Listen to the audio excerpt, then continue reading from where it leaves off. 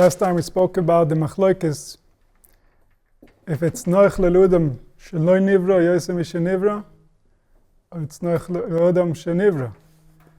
And we discussed the meaning. Reb Tzodok gave a meaning for it, that it's talking about a person, whether he should actually come out into existence by manifesting himself in thought, speech, or action. So Eloi Nivra means a person that's beyond that he's living in a place where he's not tangled up in his machshava dibra ma'aseh. So he's not a Nivra, he's not really manifested as a human being, he's a potential human being, so to speak. And in there he's nichlal b'mekoiroi, he's the original that HaKadosh Baruch Hu created without going out and manifesting from his own power, from his own energy, new manifestations. And that's the matzav of somebody who's lo nivra. A nivra is somebody like us that actually came out into manifestation. So he said that noich lo adam, more comfortable is obviously shelo nivra yosem mishenivra. Va'achshav shenivra, now that he's already a nivra, how can he go back to being a lo nivra? How can he untangle himself from everything that's happening? Yasek b'Torah. The Torah will lead him, the Torah will teach him and guide him how to untangle himself from everything that he's manifested. Because the Torah gives you names for everything you're encountering. Everything that you're experiencing, everything that you're interacting with has a name, has a meaning, has a purpose. These are all koiches that HaKadosh Baruch Hu created for a purpose. So by getting to know the koiches, by getting to understand how these manifestations work, a person can go back and untangle himself and find freedom.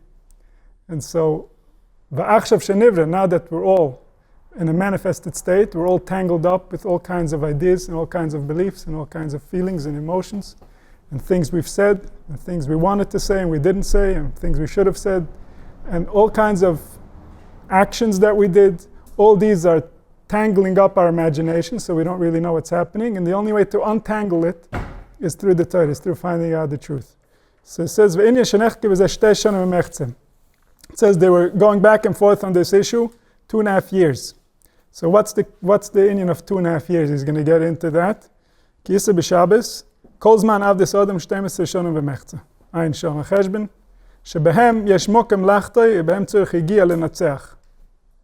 Vehem 5 pom 2 shonim v'mechza. So he's saying, in Masechta Shabbos, Chazal speak about that HaKadosh Baruch Hu, when he's going to want to have Rachmanas on Klal Yisrael, so he's going to go to the Ovis. And he's going to start with Avraham. And Avraham, as soon as HaKadosh Baruch Hu is going to tell him that your children have forsaken the heritage, they're not really looking for the truth, they're not really involved in wisdom anymore, Avraham Avinu is going to say, Yimachu al kiddush shmechu. You know, if they're not doing the purpose, then who are they? The fact that they're my kids doesn't mean that I'm going to stick up for them against the truth. The truth is still the truth. Life has to live in accordance with the truth, otherwise it's just suffering.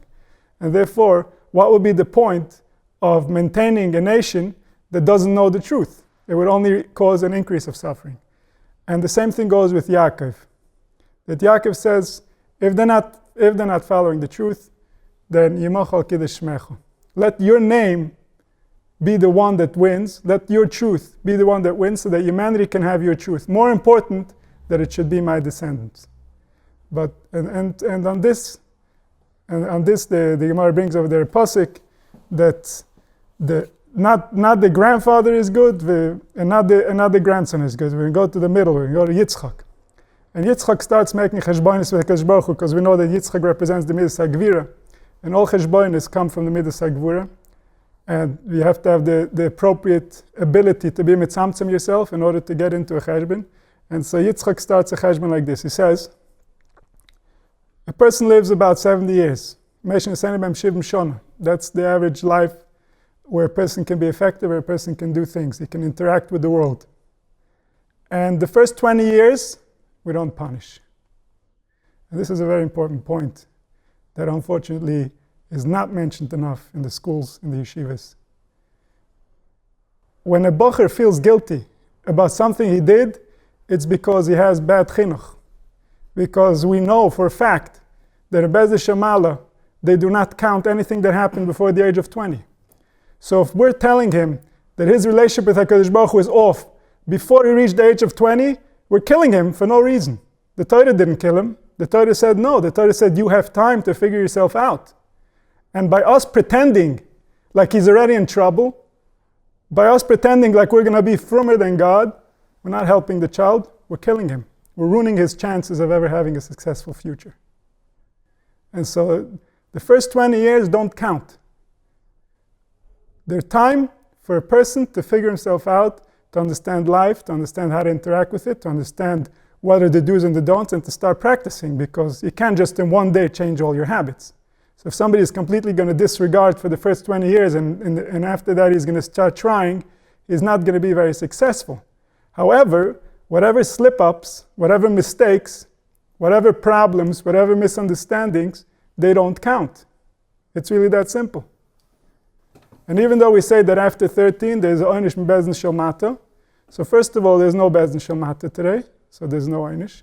And secondly, this was in order to allow for people to coexist. You can't have people that are 16, 17, and 18 walking around and stealing or causing damage or hurting other people.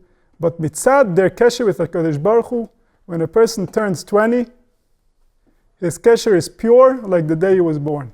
HaKadosh Baruch Hu holds nothing against him whatsoever for anything that he did before the age of 20. And this is a realization that we have to have for ourselves, and especially to give it over to our kids, that they should realize that HaKadosh Baruch Hu is still very, very close to them at that age. And he continues to be close to them. And even when they get to the age of 20, all the habits and the other things that were ingrained in them from the previous generation or from other places, all these things HaKadosh Baruch Hu knows and HaKadosh Baruch Hu counts. And if we try to be more strict than the Torah, then we're mevatel the Torah. Then we end up ruining that person's relationship with the Torah. We end up ruining the goal of what the Torah is trying to accomplish. The Torah is not trying to kill people, nor is it trying to hurt them, nor does it even want to scare them on a physical level. Although it must have that element, just because there are some people that nothing else will talk to them, nothing else will restrain them. And so 20 years are out. Then says Yitzchak like this: from the 50 years that are left, half of the time it's night. At night, you're preparing for sleep, you're sleeping, it doesn't really count, you don't do much. And then from the 25 years that are left, half of it the person is busy with practical things that HaKadosh Baruch Hu created that we have to be busy with. So we have to eat, we have to go to the bathroom, we have to interact with other people, we have to do whatever it takes to survive. And therefore that doesn't count either. So what's left is 12 and a half years. On these 12 and a half years, says Yitzchak, I'll take care of half and you'll take care of half. That's the deal that he makes with HaKadosh Baruch Hu. And that's why the Chazal say over there that the pasuk Ki Ato Avinu speaks about Yitzchak, the midah of Yitzchak. Because the midah of Yitzchak is the one that gets involved with HaKadosh Baruch Hu, even to argue with him. The midah Sadin will argue with HaKadosh Baruch Hu also. The midah Sadin will argue on our side also. But we have to know how to set ourselves up properly so that the midah Sadin works for us and not against us. Because all the koiches in the Bria were created to help us. Were created to help humanity. It's the only reason they were created. And so we shouldn't assume that the midah Sadin is here to make problems for us, even though that's what it's been doing for the last few thousand years. It's only doing that because we've been violating it. And because we're so unconscious that we don't realize that when the midah Sadin hurts back, we're supposed to look at what we're doing and to try to fix what we're doing so that we do it right. We've been entangling ourselves deeper and deeper into the midah Sadin as the midah Sadin has been hurting us. And one of the things is, for example, this thing that people give children a feeling that they're already in a messy relationship with God, when that's not even possible. The adult is projecting his own guilt, his own problems, his own broken relationship with God upon the pure child, upon a mind that has never sinned, that doesn't even know how to, that can't even do it even if it wants to. It doesn't have the tools to do a sin. And when the adult projects his complications with life and the Creator upon the child's now going to have to live out that complication. It's going to have to make sense of it. And obviously it doesn't have the tools to do so. By the time it figures out what it's supposed to do, it's already way past 20. It's already much more complicated. And so this is the argument. So Reb Tzodok says, why 12 and a half? 12 and a half is 5 times 2 and a half. And this 2 and a half is the 2.5 years that they were arguing about or And that's what he says here, that these 2.5 are multiplied by 5. Why? So the nefesh has 5 different names. What are these names? These names represent how evolved is this nefesh. How much has this nefesh managed to open itself up to its own nature and realize how it works, how it functions.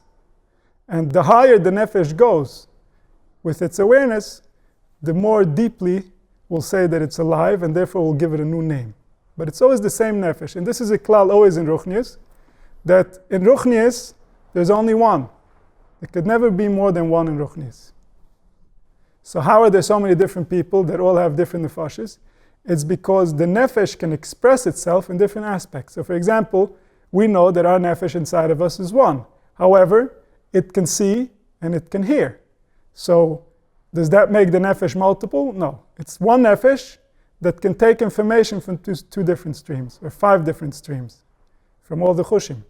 And so that doesn't make a multiplication in the nefesh. The spiritual is still one. It's one unity. The things you hear and the things you see will go into the same database and affect the conclusions that will come. So you can do a single action that's based on many, many things you saw and many things you heard. But when it comes together, it comes into one nefesh, and it's just one. And that one, that unity, is the echad yuchad emichad. That's the source of all the spiritual. He's the only one that really exists spiritually. But as we try to contemplate him, as we try to get closer to him, every angle we look at, we see a different him. Not because he's more than one, but because the way we're interacting with him causes us to see different aspects of him, causes us to see different realities of who he is. And so the nefesh has these 5 levels, which are called Nefesh, Ruach, Neshama, Chaya, and Yechida. So Nefesh, Ruach, and Neshama, he says, is Machshava Dibra Maisa. If you want to understand who is the nefesh, think of who is acting within you. Because that's the lowest level of interaction that you have with life, is action. That's external to you completely. That's something that happens outside of you. It's not really you at all. But your imagination is going to paint that as you, because the energy that's causing the action is you. So when you look at yourself in your imagination, you see yourself as the actor. You did this. But you're interacting with something that's not you. That's the nature of action. And that's the level of nefesh, like it says, K'adam nefesh. So it says, a maise bekoved. The maise comes from the liver. The liver is in charge of filtering the blood and making sure that it has the right ingredients in order to maintain the body. And therefore, when anything is done with the energy that's within the body, when anything is done with the blood, we say that the nefesh is active, the nefesh is doing. And most of us have awareness at this level, that we know that there's somebody here. That's the nefesh. The nefesh is the lowest name that it can have, the spiritual entity inside of us. When it doesn't know itself at all, we call it a nefesh. And within that nefesh, there's evolution, where a person becomes more and more aware of the fact that he's a nefesh. He becomes more and more aware of his spiritual side. He tries not to be always busy with what's happening outside of him, not to be always concerned only with what the 5 senses are bringing him, but the realization that there's a spiritual entity inside of him that is directing all his physical forces and all his energies in order to create the reality for him. So the more he becomes aware of that nefesh, we would say that this nefesh is growing. This nefesh is becoming more conscious until it becomes so conscious that it goes up to the level of ruach. We start calling it a ruach. And what's the ruach? So it says, Vadibur belev. Speech comes from the heart. V'shenem v'dover emes bilvavoy. V'sham mishkan ruach chaim keidua. V'chein tergem inkelis the ruach mamalla. That what does it mean that a person v'hir adam lenefesh chaya? Says the inkelus le ruach mamalla. He calls it a ruach. The one that speaks, that's the human spirit.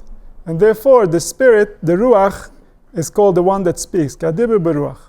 And so when a person becomes more conscious, and he already has fully understood his impulses as far as actions are concerned, he starts evolving to the level where he can start seeing the liveliness of speech. He can start recognizing the power of words. He can start recognizing what it means to interact through dibur. as long as he was just a nefesh, words meant nothing to him. From there comes the saying, sticks and stones can break my bones and words can never hurt me. That's from a person that's unconscious. That's the nefesh. But somebody who grows to the level of ruach, he knows that sticks and stones can break my bones, but words can hurt my spirit. More important. And so therefore, as the nefesh hurt my spirit, becomes more conscious about its interactions with reality, so that even this, what until then was considered very subtle, it's the effects of speech. How can you really imagine them? How can you perceive them? What is it affecting? What is it really doing? Did it really make anything happen in me? Did it not make anything happen in me? These are way too subtle for a person who is in the land of action, for a person who's still busy with things outside of him. But once he starts settling in, he starts saying, hey, I was feeling fine until somebody made a comment, and I'm not feeling so fine. So apparently words are very powerful inside of me. There's something that happens. And when I speak, it affects which brain regions I'm activating, which emotions I'm activating, how that's going to affect my body, how it's going to affect my mind, how it's going to affect my future. All these things start becoming real to the nefesh as it becomes more evolved and it comes to the level of ruach. The Rechaim HaKadosh says that when a person becomes conscious at the level of ruach, we call him a Baal Nefesh. So many times we see, im Baal Nefesh Oto, like a Baal Nefesh wouldn't do this or a Baal Nefesh wouldn't do that. So what is a Baal Nefesh? A Baal Nefesh is somebody who is already conscious at the level of ruach. Why is he called a Baal Nefesh? Because now there is something awake inside of him that knows how to take care of his nefesh. He just took responsibility over his nefesh. He learned how to take care of his nefesh so it doesn't get hurt, how to protect himself from evil words, how to protect himself from things, from influences that are more subtle, that are coming from different people, from different places, from reading material, from watching movies and TV. And he's now becoming more conscious so that he can protect his nefesh from influences that are bad for it. And therefore he's called the Baal Nefesh. He's like the husband of the nefesh that protects the nefesh, that's there to protect and make sure that the nefesh doesn't get hurt. And that's the level of ruach.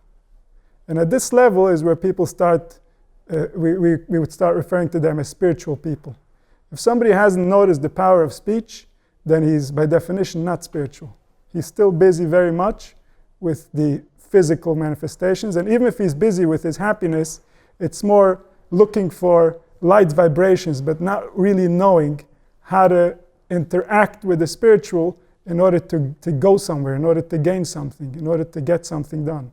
And this is why the letters, the 22 letters, which are the foundation of speech, are such tremendous spiritual forces, because with these 22 letters, with these 22 building blocks, we create all the possible concepts that a human being could ever approach.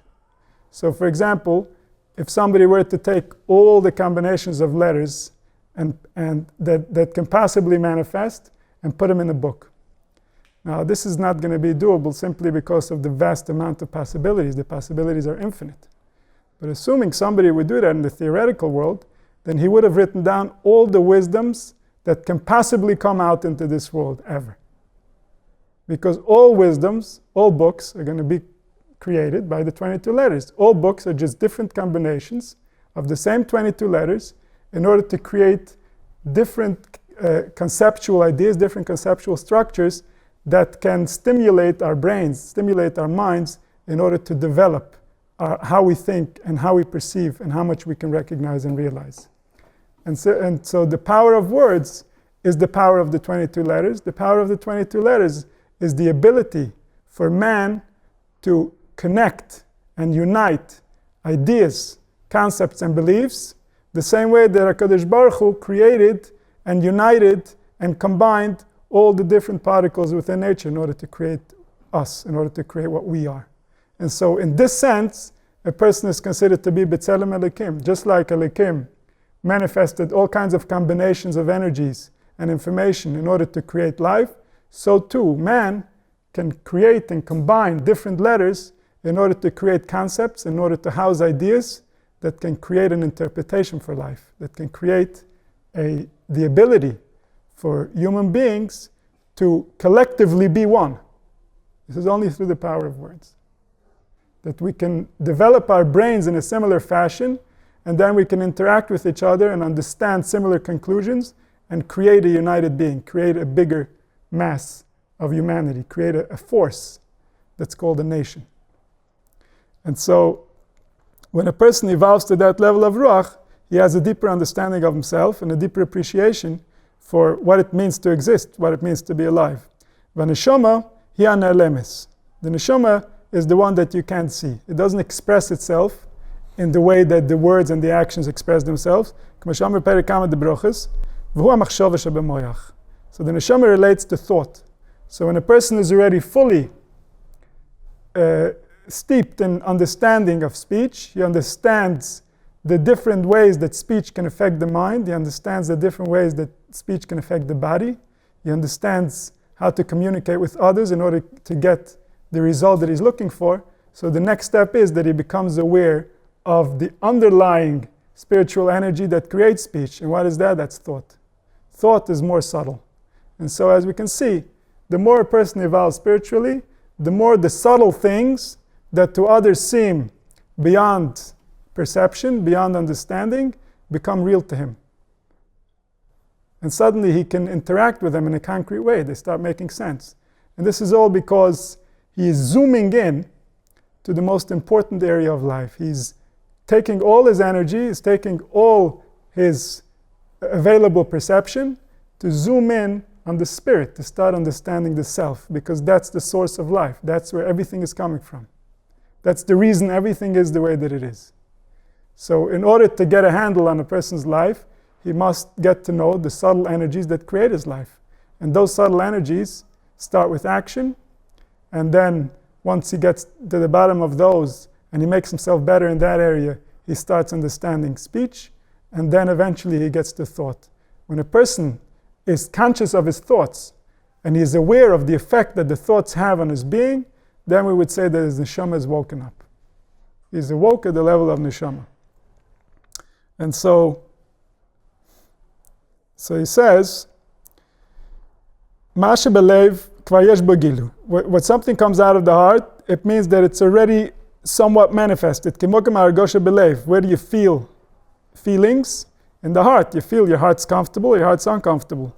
Vahergesh is galas. The hergesh means that it's already coming out into a physical aspect. There's already a vibration that's so profound that even physical machines could start picking it up. They can start seeing how is that person feeling within. Mashenke chachma, when we're talking about wisdom and thought, shebemoich hunelam, it's completely invisible. Well, today neuroscience is starting to get to that place where they're trying to see what's happening in the brain as we think. And this is an amazing study. This study has only been going for less than a century. The last time people were studying the nervous system the way that they're studying it today, they were studying it from the inside, and this was, from what's documented at least, if you look at Wikipedia, neuroscience, they document that the Egyptians were very into studying the human nervous system and understanding the influence that it has on life. But the regular science, the way that it started with the Greeks and the way that it went all the way till about the 1950s, didn't concern itself much with the human nervous system because it didn't even have the tools to properly measure what's happening in there. And so therefore, this area of neglect is exactly the area that caused people to think and assume that people in the ancient world were primitive and they didn't know what they were spending their time on and they were making stuff up. And soon enough, we're going to be very clear about the fact that for the last 2,000 years, we've been making stuff up. Before that, they actually had some relationship with reality. The extent of that relationship is going to be debated, and each person can have his own view of how deeply those people were intimate with reality. But one thing is extremely certain. It was much deeper and much more real than anything we've seen in the last 2,000 years. The last 2,000 years have been like a nightmare for humanity, where they've completely lost track of reality, and they went off on a tangent of war and bloodshed that, God willing, is behind us now. Or at least we're getting to the closing scenes of that horrific act. So we know that HaKadosh Baruch Hu interacts with life in 2,000-year circles.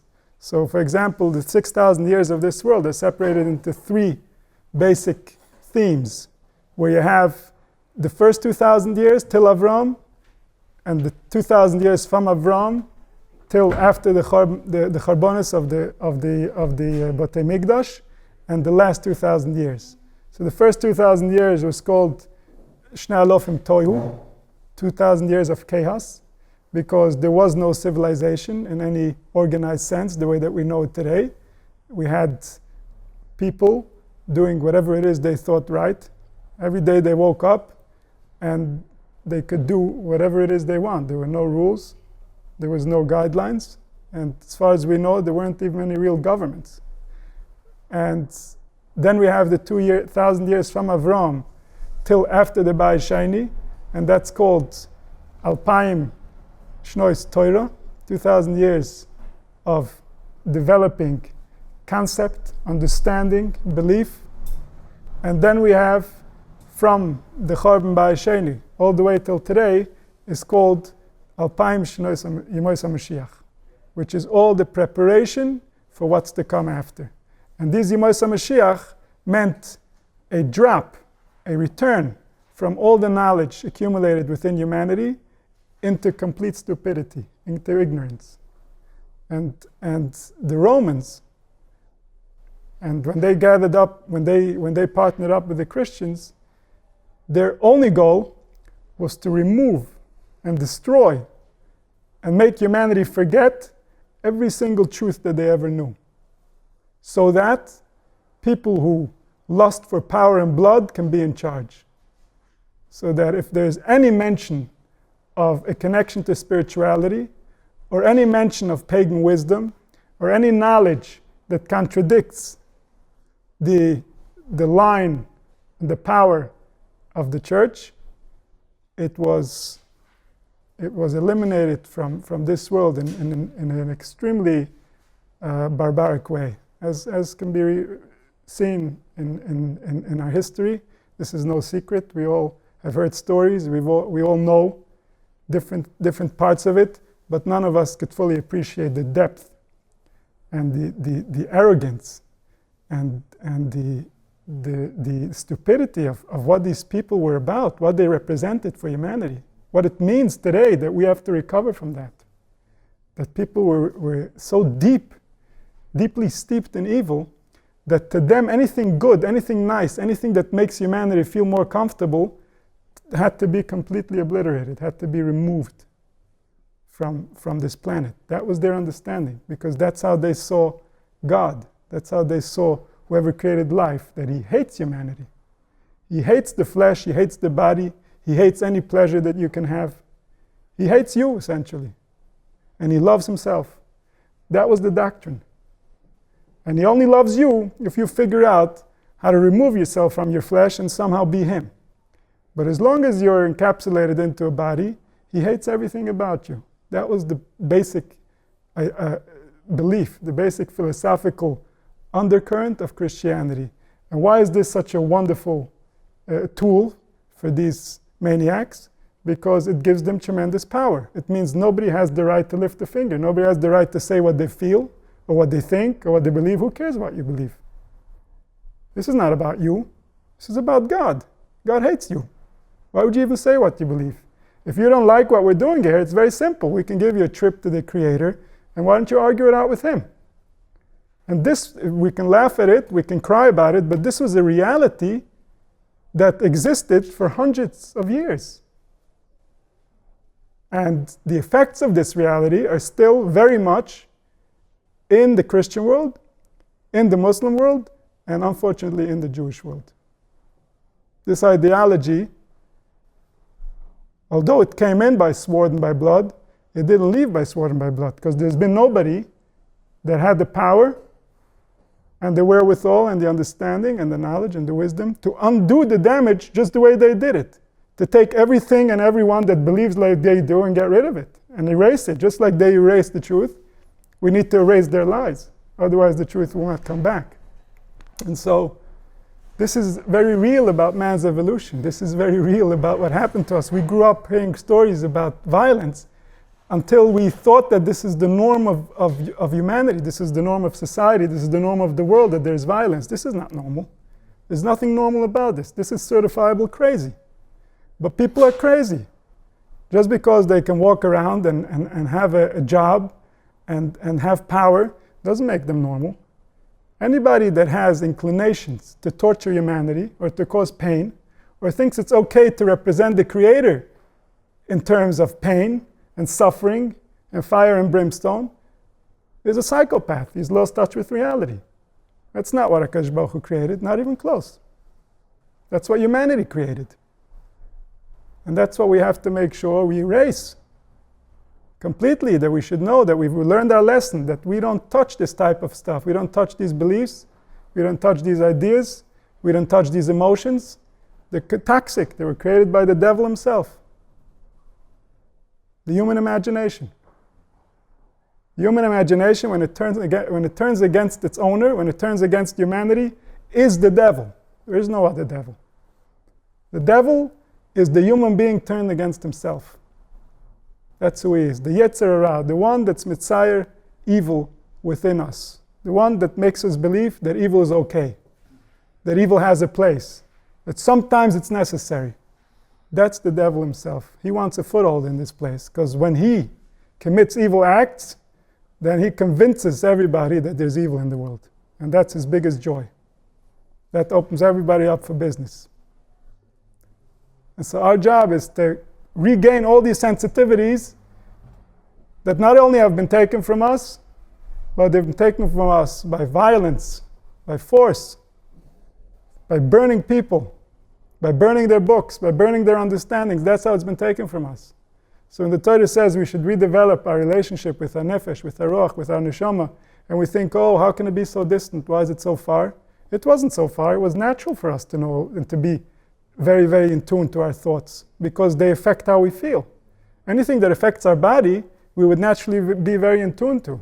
The only reason we're so dead, we're so disconnected, we're so grossly involved in life that all the subtle energies are meaningless to us, is because for years and years, these Rishonim made sure that we're going to be this way. They made sure that if anybody had any inkling of anything spiritual happening inside of him, they're going to make sure that it's annihilated. It's annihilated in a way where and nobody ever even dares to try to bring it back to life. That was the goal. That was their perception of what's right. And unfortunately, living amongst these people, suffering from these people, going through these different events in our history, had a very deep effect, very deep impact on our mind, had a very deep impact on our brain, had a very deep impact on the areas in our brain that get developed, the areas in our life that we consider real, the events, the thoughts, the beliefs that we consider acceptable. All these were impacted in a very deep way by what happened. And so it's our job to find a way to get back to ourselves, to recover. So when we see where the Torah speaks about Esav and the Neshama that HaKadosh Baruch Hu is going to take in Esav, and we see it says, Bevoyim me'edem chamutz begodim, zevach lo bebatzra v'tevach lo beboigdim. It's not because HaKadosh Baruch Hu is violent. It's because his kindness is going to cause violent hearts to explode. When they know the truth about who he is, violent people, people who hate humanity, will not be able to stay cool and calm within their bodies. They're going to have a tremendous reaction. Just like the spiritual have a very deep reaction to what they did, they will have a very deep reaction to the truth when it becomes clear to everyone. And therefore, when we talk about HaKadosh Baruch Hu's violence, we're talking about HaKadosh Baruch Hu's kindness. HaKadosh Baruch Hu's kindness is violent to the violent. HaKadosh Baruch Hu's calm, HaKadosh Baruch Hu's peacefulness will make all those who hate humanity realize what kind of trouble they're in. And then that's going to be the end of that kind of trouble. Nobody's ever going to make that kind of trouble ever again. So it says the Chochmah of the Moyach is invisible. It's a spiritual force that resides within your brain that cannot be seen with any of your senses. You can't even discuss it appropriately. אלה מבינה די ליבה וטעמן הלב, מהבין משם בהלה קיימה לשיילה. שכבר בגילי להרגיש את המרגיש. וניגלי למרגיש לכן קיימה לשיילה. So saying, you can't discuss something that is completely invisible and imperceivable. So when it comes out as an emotion, that's when it comes under the domain of discussion. That's when we can start saying that something inside of me has a real manifestation. It's something that can be measured. It's something that can be understood. And that's where discussion can start. Mashenken, but above that, אבל החוכמה שבמוח היא הנשמה שרואה ואינה נראה. The chokhmah in the moach is the neshama which sees and cannot be seen. We cannot see the entity that thinks. However, it's there. And that entity, that spirit, is the reason this world was created. And it's that spirit that the goyim, our enemies, try to eradicate our relationship with that spirit, try to eradicate our ability to even know it's there, our ability to connect to it, our ability to develop these spiritual powers, these spiritual forces, which are a necessity in order for a human being to find peace in this world. There's a reason why they had to tell you that you cannot find peace in this world, that God hates the flesh. That's because they took away your ability to find that peace. And once they took away your ability to find that peace, so then in this world, you can never find peace any longer. The only way to find peace after that is just to leave. And so, when a person makes contact with his neshama, then something else wakes up in him, a different understanding, a different knowledge. Doesn't matter how much his mind was programmed to think otherwise, how much he was brainwashed, how much he was told lies, his neshama can set him straight. So we should all be zoicha, Kadosh Baruch Hu should wake up our neshamas and bring us the Gula Shlema Meher B'Yameinu.